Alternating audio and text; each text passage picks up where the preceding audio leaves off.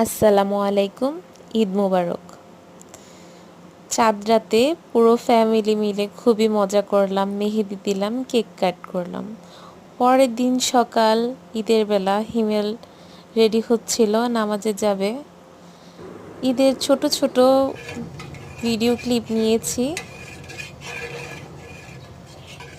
Memory হিসাবে রাখার জন্য।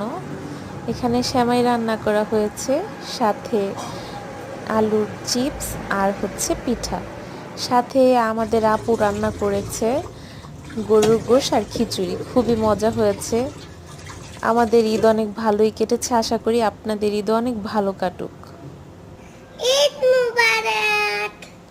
ঈদ মোবারক। কি পরেছো? পাঞ্জাবি পরেছো?